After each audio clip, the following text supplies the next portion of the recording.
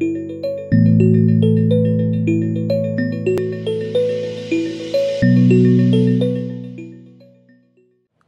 I says to the guy with the monk, oh, we're on. Oh, we're live. Yeah, sorry. Yeah, sorry. Back. All right. Hi. Hi. So, welcome back. Now, for those of you who may have missed it earlier, where have you been? No, for those of you who are just tuning in, that is Susan Ibach. I am Christopher Harrison. This is Introduction to Programming Using Python. And so far today, we've actually seen a lot of core components to programming in general, and then, of course, specifically in Python. We've played around with strings, we've played around with numbers, we've played around with date types. Now it's time to start adding a little bit of logic to our code, adding in a little bit of branching, and we start off that by utilizing if statements. Absolutely. When we start doing problem solving with code, one of the things that we're going to have to end up doing is helping our code make decisions, figure out when to do what. Otherwise, we're going to be very limited in the types of problems that we can solve. You know, every day in our normal lives, we're faced with decisions. We have to decide in the morning whether we're going to school or going to work. Am I going to drive or am I going to take the bus? We have to decide tonight, you know, when this is all done, you know, am I going to cook at home or am I going out for dinner? Going out for dinner. You know, I need a new PC. What laptop should I buy? So we're always being faced with all these different decisions we have to make. Surface? Surface. Yeah, Surfaces are sweet little devices, I got to say. Yep. And the choice we make, though, does depend on different conditions. Whether we decide to drive or take the bus might depend on what time is it. I mean, if I'm running late, I might have to take the car, or am I going to miss the bus? Or what's the price of gas? If the price of gas has gone up a lot, I'm more likely to take the bus. If I'm trying to decide, do I cook at home or do I go out for dinner? The kind of things I think about is, well, is there any food in the refrigerator? You know, those are kind of factors that make a difference. Or am I broke? If I'm broke, I'm not going out for dinner. I better cook at home. What laptop should I buy? The kind of things I think about is, well, how much RAM do I need? How much power do I need? How much money do I want? And oh, I know you do want touchscreen. Yeah. Once you go touchscreen, you're never going back. We actually had someone asking what are these monitors touchscreen, and you've even noticed this even here. Oh, yeah. Leveraging touchscreen. It's funny how quickly you get used to it. I never thought I would want it. Then, like, within a day and a half, I just go up to random monitors. Like, why isn't this touchscreen? Yeah, you just end up leaving fingerprints all over your friends' monitors. Exactly, yes. That's how you can tell I've been in your house. Yes. Fingerprints on your monitor. So there are a lot of different conditions, though, that affect what decisions we're going to make. And if you want to be able to write code that's going to solve problems, your code is going to have to make decisions as well. So let's say you're working at a bank. One of the rules they have at a lot of banks in North America is they'll waive the transaction fees if you maintain a balance of over $1,000. So if you were writing a program that has to calculate what fees do I charge a user, you need to be able to say, well, if it's over $1,000, don't charge this fee. If it's under $1,000, charge the fee. Very simple, but very real world. If a user has canceled an appointment less than 24 hours before an appointment time, a lot of times you still have to pay for the appointment. So again, if you were writing the program that was sending out bills, it would have to look at, well, what time did they cancel the appointment? If it was canceled a week ahead of time, don't charge them. If it was canceled within a day, charge them. And then I have to add a little Canadian reference here, right? My Twitter handle is Hockey Geek Girl. I am a Canadian, and I do love my hockey.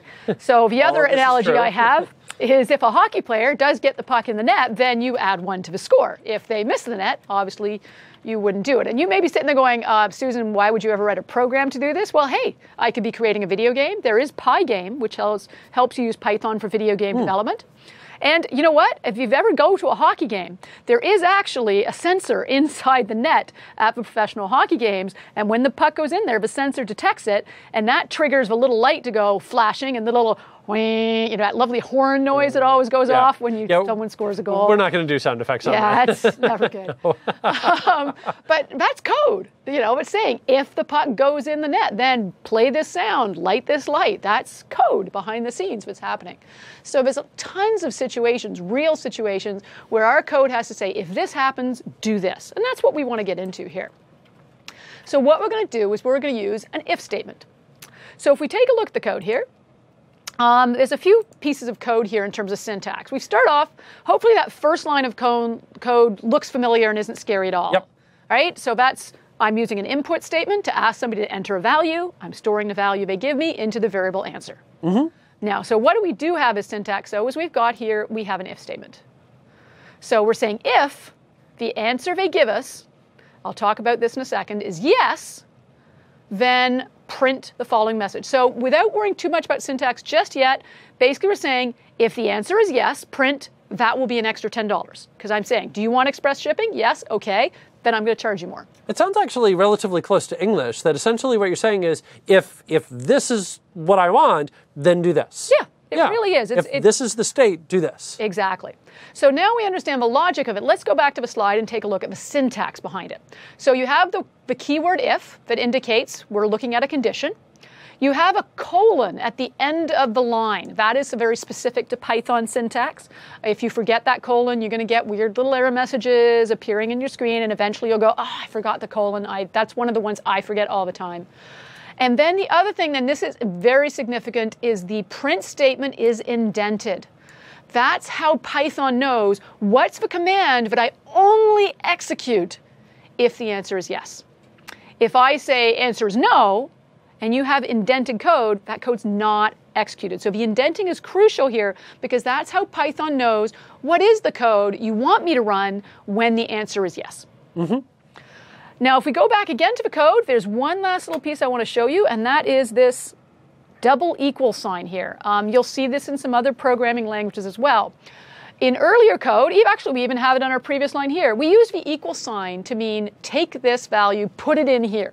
So we say take the result of our input command, our input function, put it into the variable answer. So we're assigning answer the value returned by the input function.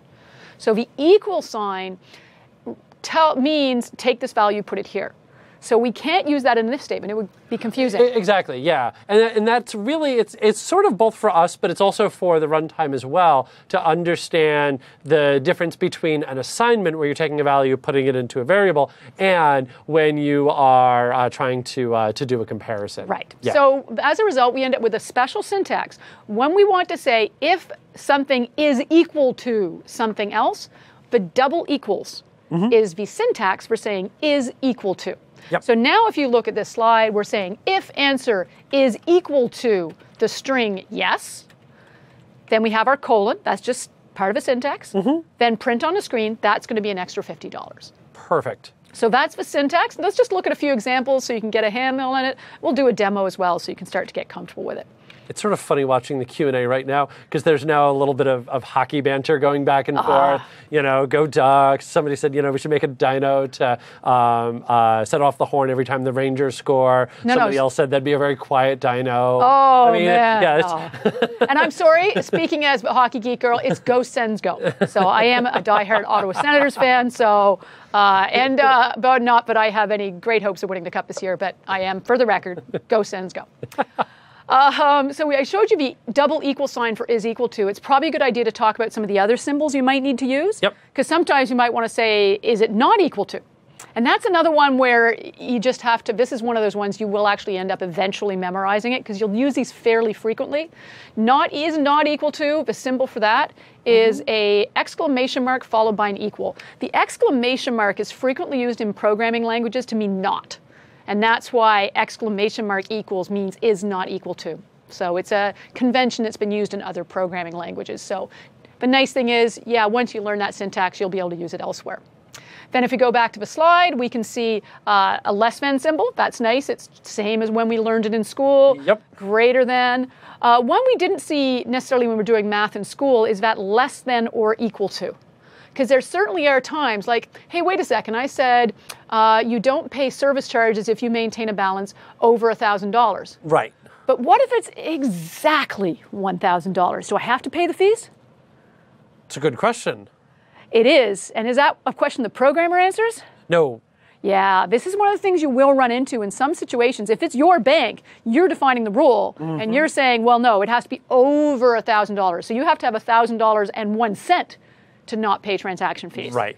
So this is actually something you will frequently need to double check on. And if you're writing code for someone else, you'll probably need to go ask them. Because they'll often say, oh, if it's over $100, you know, if they make a purchase over $50, shipping is free. What if it's exactly $50. How do you want to handle that? Because you may discover if it's greater than or equal to $50, the user should not be charged for shipping or doesn't pay transaction fees. And the syntax for that, as you can see here, is greater than equal to or less than equal to. And there's some examples on the right-hand side of sort of what the code might look like. Yep. But I will say, we talk about making mistakes as coders. One of the most common mistakes we make as coders in if statements is less than should have been less than equal to, or greater than should have been greater than equal to. That is one of those. And it's one of those ones that the code works, but it doesn't do what it's supposed to do. Yeah. Yep. Yeah. We getting more hockey comments in the background there? No, well, we are, but yeah. I was actually laughing. I was paying attention. I was listening to it, and I was laughing at that, because that really is one of the hitches in my delivery, that I frequently inverse the Boolean statements. Yeah. So, yeah. Easily done. Yep. So here's another example of an if statement. And this is an example on the slide here. And what's significant about this is I want to point out the indenting here. So Christopher, do you want to take a guess here at if I ask somebody, would you like express shipping? And if they answer yes, I charge them an extra $10. Now, if they answer yes, do you think they're going to see that message, have a nice day? I'm going to say yes, based on what you told me about tabs. Mm-hmm. And because of the fact that print is back on that first line, I'm going to say that yes, have a nice day is going to print. And what if the person says, no, I don't want express shipping? I'm going to go with the same thing because of the tab. So all in all, if somebody says, yes, I want express shipping, what do you think is going to appear on that screen? Right. I think if somebody says yes, I think it's going to print out, that will be an extra $10. Have a nice day. Right. And if they answer no? Have a nice day. Exactly. Because, and this is sort of where that indenting is so important to see, and I just wanted to illustrate that a little more clearly, that only if the answer is yes will the statement that's indented, or the statements, you could have multiple commands here, only then will those statements be executed. The code that you have that's not indented, doesn't matter if the if statement is true or not.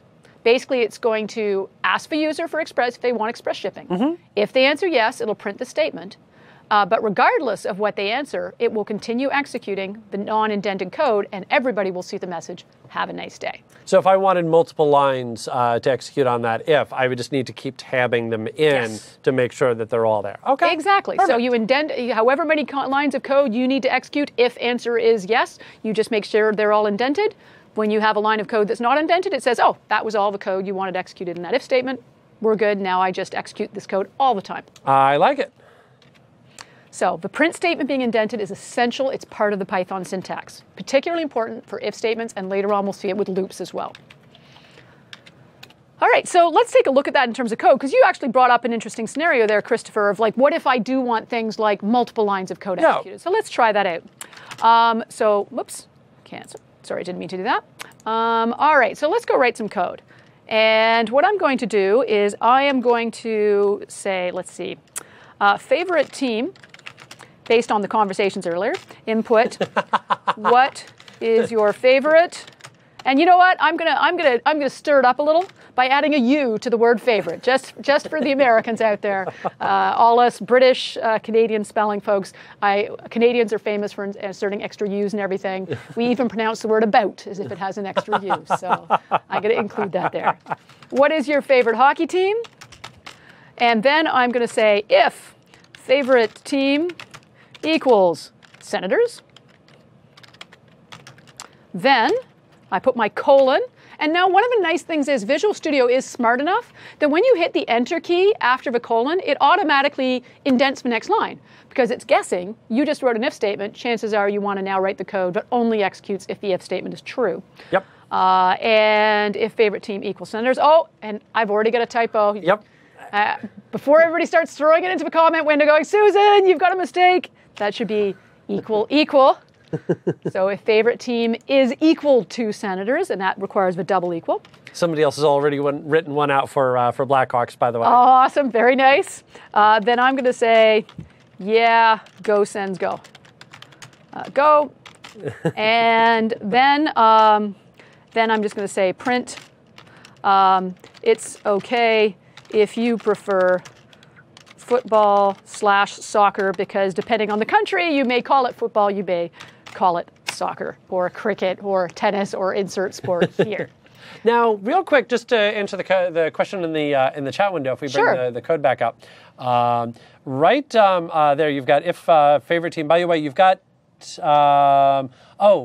okay, you've got a small inconsistency. You said favorite on the display, but favorite on your variable name without the Oh, name. okay, But yeah. in any event, just to answer the question, that double quotes, that's checking a quality there. So single equals. You mean the double assignment. equals? Sorry, is double checking equals. equalities, Double yes. equals. The double equals is a quality. The Yes. double equals is a quality. Single is assignment. Yes, so single Okay. means take this value, put it here. Double equal means is this equal to this? Exactly. Yep, that's it. You've got it. And yes, just to be consistent, I'm going to add an extra U to my variable names too, since you pointed it out. Yep. So if I run Yep. this code, and let's just slide it over so you can kind of follow the logic, and I enter Senators as my hockey team, Yep.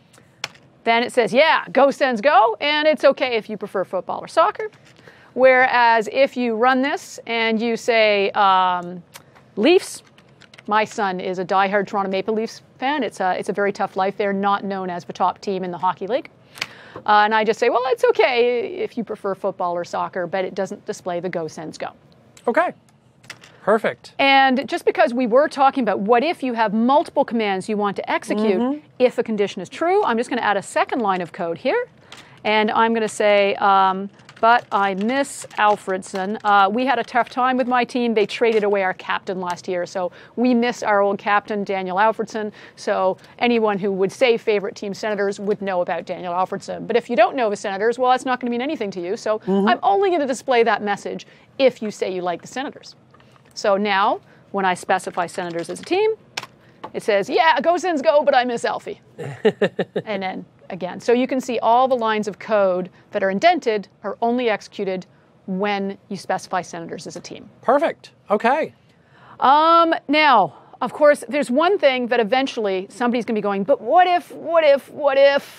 Yep. What if I enter Senators in lowercase letters? Only one way to find out. Yeah. So, because you'll notice when I said if favorite team is equal to Senators, I put an uppercase S there.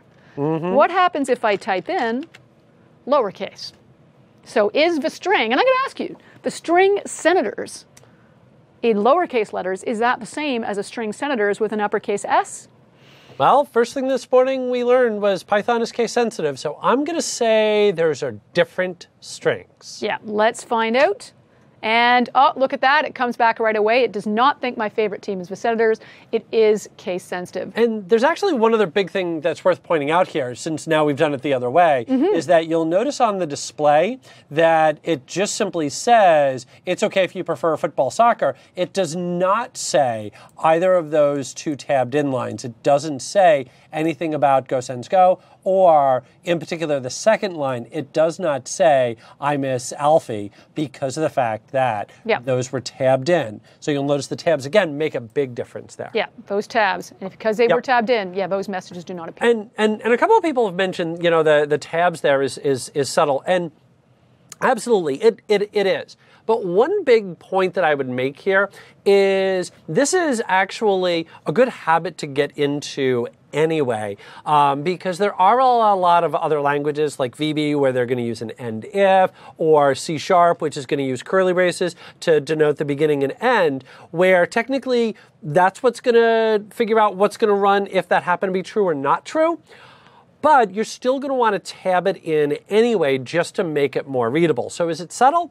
Absolutely. But it's still a very good habit to have gotten into anyway. So when you make the move to another programming language or to another programming language, you're going to have learned these good lessons. Yeah. So yeah, it is subtle, but yeah. But at the same time, it's interesting. If you look at the code right now visually, what jumps out at you is, hey, there's some code here that's pushed over to the side. Yep. And it is very visual. A nice, simple way. The Python interpreter has to have a way of knowing what code do I execute only if statement is true. Yeah, you have to have brackets or something to tell it, stop here. But the indenting, it's actually a habit most of us do in other programming languages anyway. So they just said, let's just adopt what they're doing anyway and not make you write anything extra. Exactly. That's the way I like to think of it. It's just less work. Yeah, there you go. I'm a lazy coder. I like it. And again, just to highlight, those do need to be tabs. You need to tab in. Which it will do by default when you hit the enter key. But if you need to add extras, yes, that'll work. Yep. So that's your basic if statement. Now, I guess we should fix that, shouldn't we? Now, I'd left us sitting here hanging with a problem, which is somebody typed lowercase and, didn't find a match. So we should really fix that. Now, if only there was a way we could use something to manipulate a string, because the problem is I have a string, and the user didn't enter it the way I expected them to. If only. I remember doing a module on this. On strings, I remember variables. I was typing something in, like IntelliSense came up. That was cool. So, exactly. We saw a number of functions we could use to convert values. So I could take, for example, the value for favorite team, and what if I converted that to uppercase? Right? Okay, now this is a funny one, and I've done this before to myself by accident. This is one of those silly mistakes. I told you I'm good at finding coding mistakes because I've made a lot of them. And here is an exact example of a piece of code I have written and run and beat my head against a wall going, why isn't this working? So take a look at this code for a second. I'll give you a second to read it. And see if you can spot Susan's mistake. I'm going to run it now. I'll leave the code up on the side so you can still look at it and see if you can see what I did wrong. And I type in senators, and it's going to convert that for me before it does the comparison. And then I enter senators, and it still says, hey, it's still not executing my if statement. Can you see what I did wrong? And I have done this. Yep. Go ahead, Christopher. The problem is you've got senators with a capital S and lowercase after that. Right. So I'm taking the value they type in for a hockey team, converting it to all uppercase letters, and saying, by the way, is senators all uppercase? Is the value they typed in all uppercase equal to this value that contains lowercase letters? And that's where I sort of sit there and go, oh my God, did I really just do that? You've hard-coded in a bug. Yeah, so what I should really do here is this should be senators would be helpful. Yep. And now it should match, no matter how I type it in. Yay, success. Where I usually actually get caught with this isn't necessarily that I had the string senators. What often happened is somewhere earlier in my code, earlier in the day, I had written some other code early. Exactly. I had written a best team equals senators. And what I had was maybe I had something like it was up here somewhere else, and over here I said, oh, if favorite team equals best team, then go ahead and continue. And maybe this was even a value I read from a file somewhere where I couldn't even control the case. So maybe when I read this from a database or read this from a file, I don't know if what I read from the file was uppercase or lowercase. So I'm saying compare what they typed in to a value I read out of a database or out of a file. So now I'm saying, well, I want to convert it to uppercase so it's case insensitive, but now what I need to do is go back to the code, and I may need to actually say convert both sides to uppercase before comparing. And that generally is the best way to approach this, that if you're going to say, I'm going to convert one side to be it uppercase, lowercase, or otherwise, convert the other side as well, so that way you know that it's always going to be that consistent casing, so you won't get stuck there. I would also mention that a couple of people mentioned about, well, you could use capital, you could use lower, and all of that is 100% true. They will all work. Yeah, as long as you call the same function on both sides, make sure that they're both cased the same way, it'll work. Yeah. For some reason, upper seems to be the more popular choice. Yeah. But there's absolutely, it would work with lower. It would work with the initial capitalization function as well. Yeah, just make sure they're both the same casing. Yep. It does happen. That is one of my Susan's pet mistakes that I just make all the time. So I just wanted to share that one with you. Yep. One of the other things that's interesting about writing if statements, we learned about how you can write code different ways. If statements can often be expressed in different ways. If you look at this slide, I could say, if the answer equals yes, do the following, or I could say, if the answer is not equal to no. So the syntax for saying if the answer is not equal to no, I could have used the exclamation mark equal symbol, or I could have said if not answer equals no. This is a way of saying if the condition I'm providing is not happening, if this is not true, do this. Right, okay. So saying if the answer is yes, do the following. If the answer is not no, do the following. It's kind of saying the same thing. Yep. I could say if the total is less than 100, or if not, total greater than or equal to 100. Because if a total is not greater than or equal to 100, then it must be less than 100. Yep. So which is the right way to do it? Well, I don't know. It really falls into a certain amount of what do you like. I find it easier to express it in a positive way. I find saying if not total, if not answer kind of confusing. My brain just, especially, hey, when I'm getting tired and it's late in the night, I start looking at that and my brain has to think about it 6 times. Exactly. Yeah, and especially if you've got, the word not, and then you've got not equals there, and now you're dealing with, double negatives and double secret probation, and, I just don't want to have to sit down and try to figure all of that out. So really, when it comes to writing those things out, keep it as simple as possible. Yeah. But what's the easiest way you can state it, and just go with that. Yeah. So generally, I will try to put things in the positive perspective rather than the nots if I have a choice. But the other way I think of it is, think of it how you would say it out loud. Right. If a course is completed, then send a certificate to the student. So you'd say, well, an if course completed is yes, send the certificate. If the order is under $50, add a shipping charge. Okay, then if total is under 50, add shipping. If a cat has not been vaccinated, call the owner. Now this one, you go, oh, see, now this one, it's if they have not been vaccinated, call them over. So in that case, I might actually use if not vaccinated, because it's actually the way I think of it. I only do the action if the cat is not vaccinated. So, You could also use the not equal, so you could say if vaccinated, bang equal, or bang, exclamation point, bang, it's a Unix thing. In any event, you could also say the exclamation equals. And again, it does come down to a matter of personal preference. Absolutely. Which do you think is going to be the easiest to read? And by the way, that is a great way that's another great geek tip. You want to learn how to speak geek with your geek friends? They'll say bang for exclamation mark. Yeah. It's just one of those terms that's used. And yes, it's a hangover from... Yep. Hangover, that's a nice term.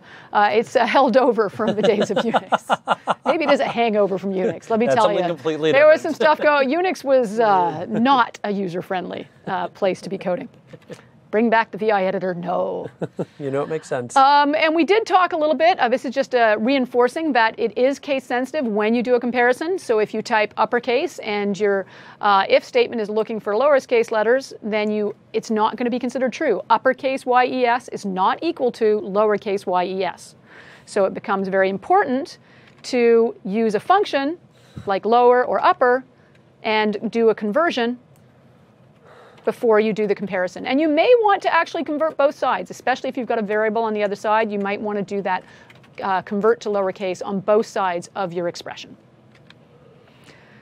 Now, what if we want to do an if statement that uses numbers instead of strings? All the examples so far have been looking at strings, but absolutely there'll be times you want to do things like, hey, when you deposit money, if you deposit over $100, you get a free toaster. I remember these days. Yeah, I was just going to say, you can't be 29 and remember the days of depositing something and getting a free toaster. Hey, are you kidding? People still use toasters? What's wrong with that? Well, yeah, but you don't go to a bank and get a free toaster anymore. Where do I go get a free toaster? We give them out here. We give them out here. All right. Okay. Cool. Free toasters. Yeah, so we'll go collect a toaster. Excellent. Awesome. So in this case, if you follow the sort of logic, if a user enters a deposit amount of 150, then that's more than 100. So you get a free toaster, and it'll say "Have a nice day." If they enter $50, well, $50 is not more than 100, so they will not see the message "You get a free toaster." They'll just see "Have a nice day." But here's the big one. What happens if they specify exactly $100? What do you think there? So if they specify exactly 100, so it's got to be greater than, it wasn't greater than, so it's just going to be "Have a nice day." Yeah. You're not going to get a free toaster. That's right. There's no toaster love. No toaster love. That's right. 100 is not greater than 100. It's equal to. Right. And this is one of those scenarios where it's really important when you're working with if statements and numeric values to test all those combinations. Test a greater value, a lesser value, and exactly equal to. And then if you're not sure, because you really have to ask, and sometimes you may have to go ask somebody, hey, if it's exactly $100, not $100.01, $100.01 is greater than 100. But if it's exactly 100, do they get the free toaster? Because those kind of mistakes can actually cause some pretty serious problems. Yep. Because you're actually changing their business rules if you don't do it correctly. So I think we can do a quick example of using some numeric values. So this is if statements with strings. And I'm going to use your wonderful trick you showed us earlier, Christopher. I'm going to use that Control-K-C command. Control-K, Control-C. Well, you just hold down the Control key. You Well, go yeah. Control-K-C. Yep. I just told Control, go and Control-K-C. Yeah, I always just say it with the second control because a lot of times people will let up off the control. Yeah, you have to hold the control key down the whole time. Exactly. Very true. Yep. Yeah. But I love that little keyboard shortcut. There's a way of adding that to your toolbar as well, but I can't remember how to do that. Yep. So let's add an if statement here. If with numbers, and we're just going to say if. Let's see. Let's do a deposit equals an input of how much do you want to deposit? There we go. I'm going to add a space there so it looks a little bit nicer on the screen. And then I'm going to say if deposit is greater than 100, then we are going to print enjoy your toaster. Woohoo! All right. Toast. Yes, exactly. And otherwise, we're always going to say print have a nice day. Because regardless of how much money they deposit, we're going to always wish them to have a happy day. All right, now, the first thing is when I run this code, I'm going to run into a little bit of a crash. I am expecting this one.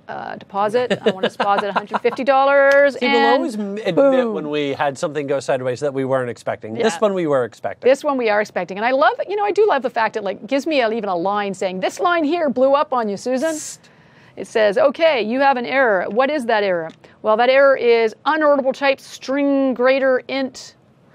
So we're back to the usual problem again, that we have a string value and it's trying to see if a string is greater than an integer value. So we can't compare a string and an integer. This is like when we're trying to add strings and integers or compare them one equal to another. So it's my data type problem coming back to haunt me again. Because if we go back and look at our code, you can see that we used the input function to ask somebody to enter a value, and input functions return a string. And then we're trying to compare a string to the value 100, so it's giving me an error. So there we are back at data type conversions here. Right, so we have to think back 2 modules now. And it's funny how we were like, man, 5 modules in, I gotta go back 2 modules. This is getting hard on the brain. But there was that float function, and I'm gonna get fancy here.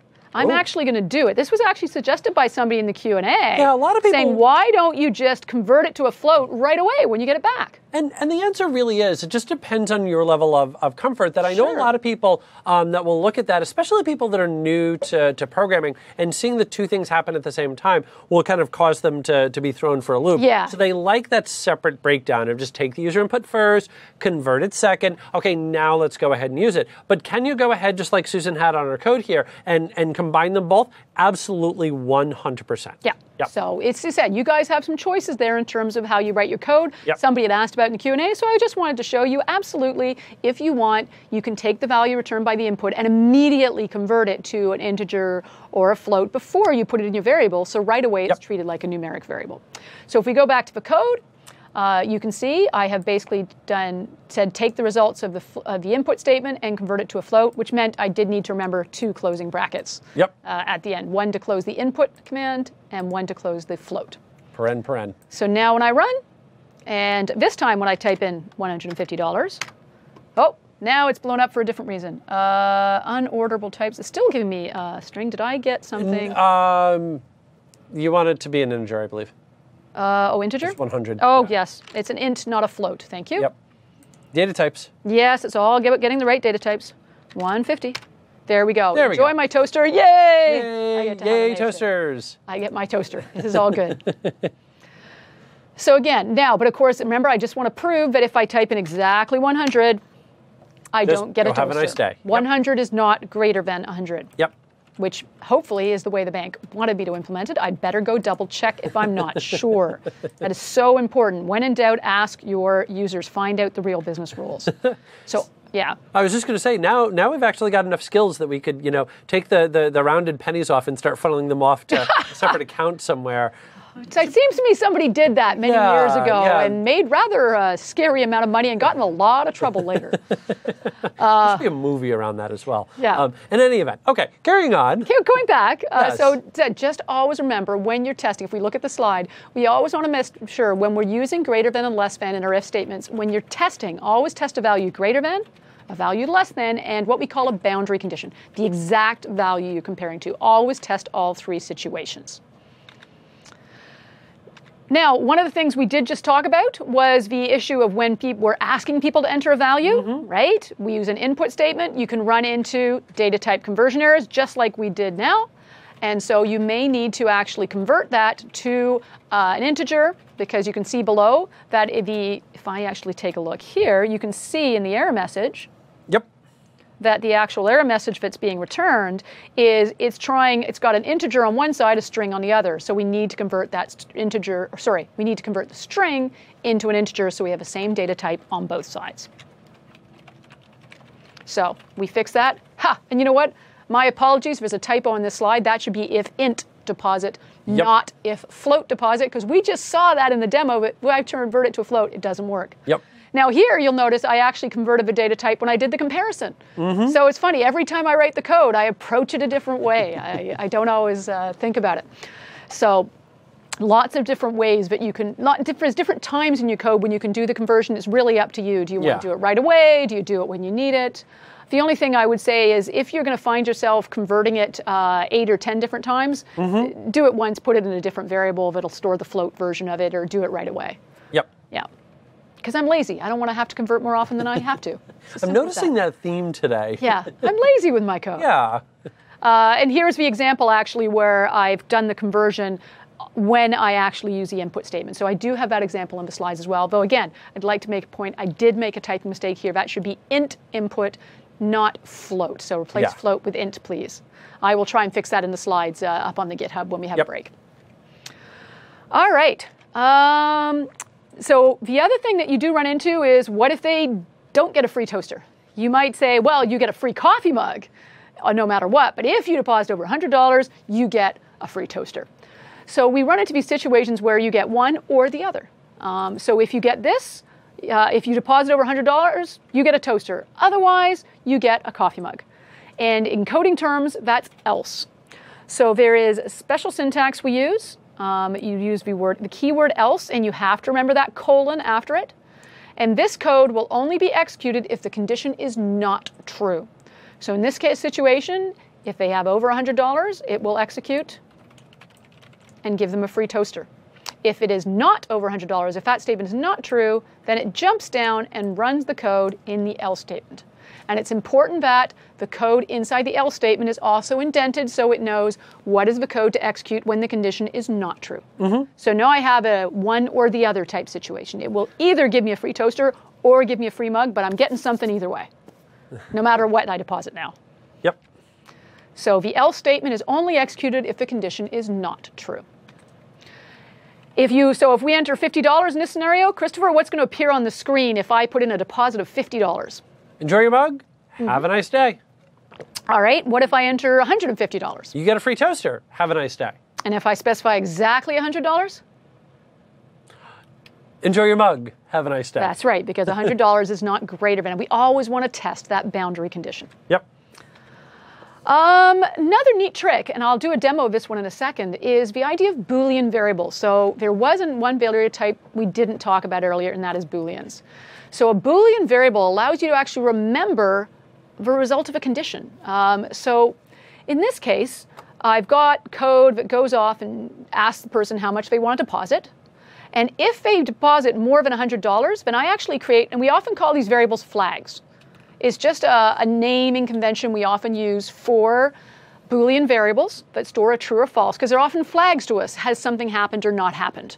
So we'll often use this term and call these Boolean variables flags. So I'm creating a flag here, but in the end, it's just a variable, and the variable stores a value of true or false. And I'm saying if they deposit over $100, free toaster is true, because yeah, they can get a free toaster. And then later in my code, maybe I have a whole bunch of other complicated logic that actually updates their balances and so on in the actual system. And then later I say, oh, by the way, I got to remember, by the way, if free toaster is true, but you don't have to say if free toaster equal true. Right. You can just say if free toaster, then do the following.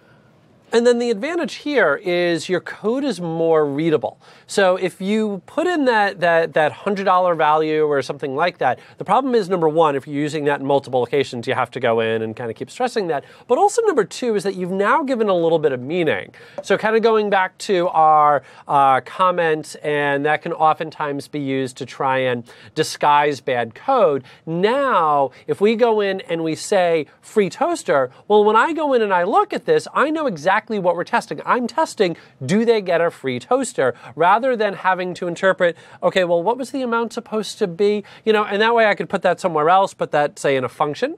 We'll talk about that tomorrow. Put that up earlier in the code. And then in the long run, my code can be more readable and also more maintainable, because that way, if I'm doing that test multiple times, the rules change. I only have to update one spot of code. And that's it. Yep. All about being lazy. You know, it's funny, writing the code, when you start getting further into coding, one of the things you'll discover is one of the constants of life is change. Yep. And whatever the business rules are now will change. Yep. Right now, it's $100 gets you a free toaster. Oh, guess what? Inflation, you now have to deposit over $1,000 to get a free toaster. Mm-hmm. So if I had 3 or 4 different parts of my code, maybe there was a part of my code that says, if they deposit over $100, send an email to the person to order the free toaster. And if they later on you have, oh, by the way, if they deposit over $100, we need to prompt them for the shipping information so we can send them the free toaster.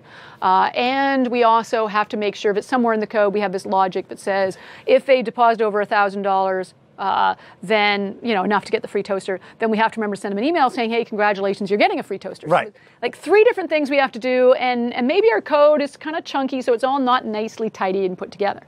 And then, yeah, down the road, they change their mind about the amount. And what happens, and this has happened to so many coders, you remember to update it in 2 of the 3 places. And then suddenly somebody's going, how come we ordered this person a free toaster, but we never asked them for their shipping address? And you're like, but that was working before. And then you realize, oh, I set that rule and I was checking it and I forgot to update the threshold amount of what we get them a free toaster in this place, but I updated it the other 2 places. Yep. By using a flag, we check the condition once, set a flag, and then we just use that flag anywhere else we need to check. Did that happen? Do they get the free toaster? If so, ask them for the shipping information. Did they get the free toaster? Order of a toaster. Did they get the free toaster? Send them an email and say congratulations. So yeah, it reduces the chances of you making mistakes later. Yep. And those are nasty mistakes to catch, because your code works, and it might be a month before somebody clues in that one little, that you only fixed 2 of 3 places. Yep. So coding once is not only lazy coding, it can also be safer coding. You know, I will always remember I was talking with somebody who had gone in, and this is a long time ago, but he had set up, I was at a training center, he'd set up all of our different routers for all of our different classrooms, so that it really was that you could just walk in, unplug one of these things, drop it into any other classroom, plug it back in, and make one change, just like go in and update the name of the computer, give it a reboot, and poof, it automatically started working. And I just looked at the amount of work that he had to do to make all of this happen, and I looked at him and said, why in the world did you go through all of this effort? And he said, because I was too lazy to not do it right the first time. So, you know, when we talk about lazy, we're not really just talking about... We're not being disparaging. Exactly. We're not being disparaging. We're not talking about just throwing slop together. That we are talking about, you know, if you make a good code up front, in the long run, that's going to make your life that much easier. It's actually efficiency. Exactly, yeah. Be lazy. Be lazy. Because when you're thinking about, well, if I have to go back and update this later on, which you will, the only constant in software development is change. If you only have to update one spot, that's going to make your life easier. And that's also going to, in turn, feed your laziness. So keep that in mind as you're going through and writing your code. What's going to be the easiest to maintain? That's the lazy code. Yes, it's said. So we use the word lazy. We're kind of joking. What we really mean is it's efficiency. Efficiency in our effort, both in creating the code and in maintaining the code later. Because I don't know if you realize that probably when you get into coding jobs, probably 20% of the coding you do is creating new code, and maybe 80% of the code you do is maintaining and updating existing code. And if that's not, maybe the real world. 90-10. Yeah, exactly. So somebody just mentioned right here, lazy perfectionism. That's a phrase that I really like. So yeah, Scott, I'm stealing that one. Thank you, Scott. Lazy perfectionism. I love it. I like it. All right. So these things like a Boolean variable are really useful for that sort of situation. Yep. But of course, if you're using a Boolean variable, whenever you're testing if statements, make sure you test what happens if it's true, what happens if it's false. Always test both conditions, because you may find the code works once and not the other way. In fact, I'm actually going to do that exact example, where I'm going to say if a deposit's greater than 100, then I'm going to set a flag called free toaster equals to true. So I'm creating, yes. That reference I got, but it was pretty obscure. So I don't know how many people know enough Eddie Izzard to get that reference. So if a deposit's over 100, I'm going to set free toaster as true. And then I'm going to imagine I have a whole bunch of complex code here. And then later in my code, oops, don't need a double, I say if free toaster, then print enjoy your toaster.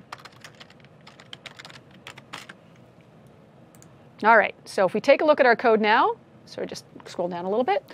So we ask them to enter how much they want to deposit. If they deposit over 100, we set our flag free toaster to true. By the way, this is case sensitive. Lowercase t for true is not right. Uppercase is correct. The color coding can help. If you don't see the blue, that means it's not recognizing it as a keyword. And then we say if free toaster, and you can imply here is equal to true, but you don't have to say. You can put it there if it helps you. You can say equal true. If that helps you to remember. No, uppercase. Oh, sorry. You're right. Sorry. No problem. My brain just immediately went to C# Yeah, there. no. So, yeah. I know. I always get that one in Python. So if you prefer, if it makes more sense to you to type if free toaster equal true, by all means do it. It's unnecessary though. Then enjoy your toaster. So now I've got this code. I execute. And I say, I want to deposit $500. I always test greater value. It says, enjoy your toaster, have a nice day. And then I'm going to be a good tester.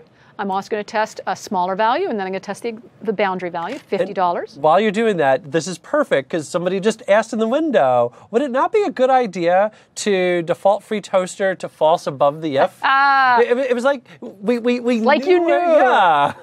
Excellent question, because look what happens when I specify $50. Boom, it crashes. Because what happens here, if you take a look, it says free toaster is not defined. It can't find the variable free toaster. Yep. You go, wait a second, I declared it there, but then when you stop and think about it, you realize I only create the variable free toaster if they deposited over $100. So it doesn't have a value, it doesn't exist.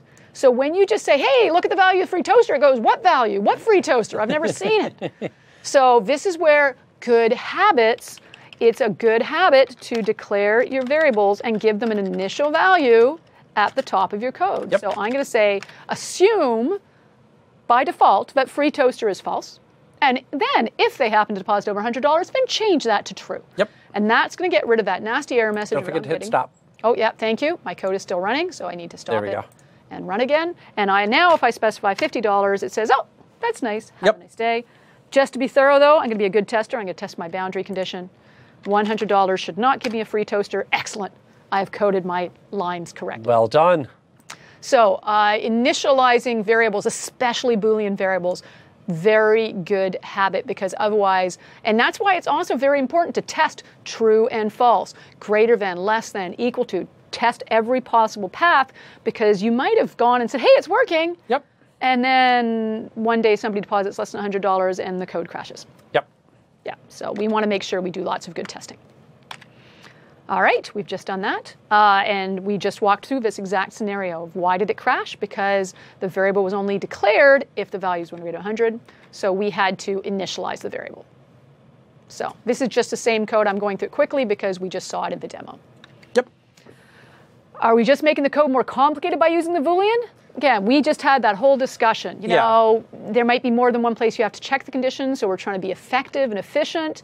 If it's very complicated, it can make the code easier to follow if you just write the logic for checking it in one place, and then you just check the result later on when you need to.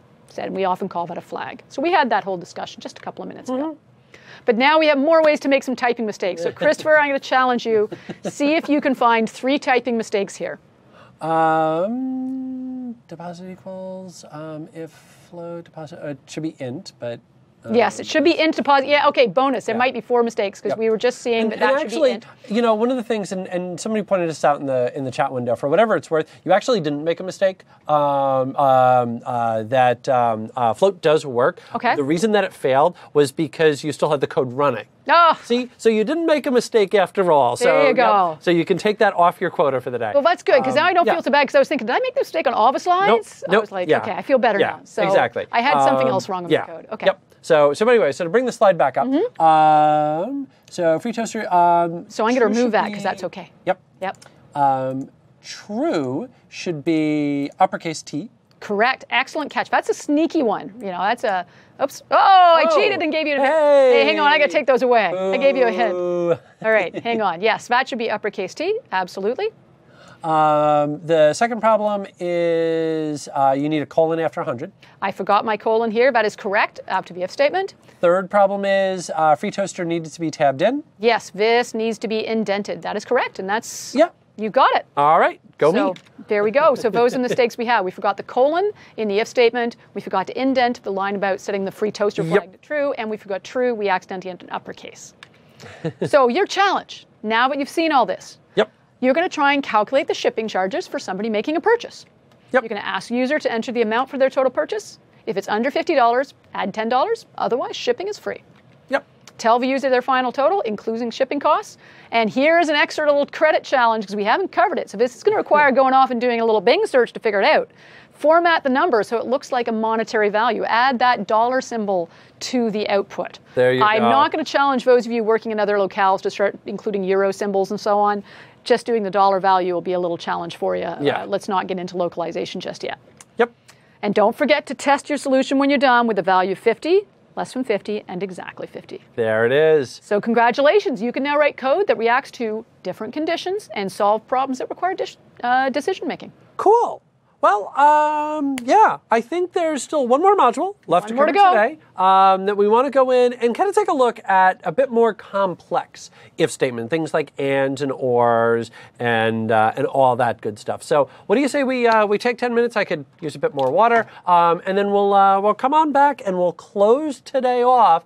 Now remember, we still have tomorrow, so still an entire day tomorrow. We're going to draw stuff tomorrow. Yeah, we've got a lot of cool stuff tomorrow. But for right now, let's go ahead and take 10. We'll see you guys back here to finish off the last module of today. So 10 minutes, we'll be back here.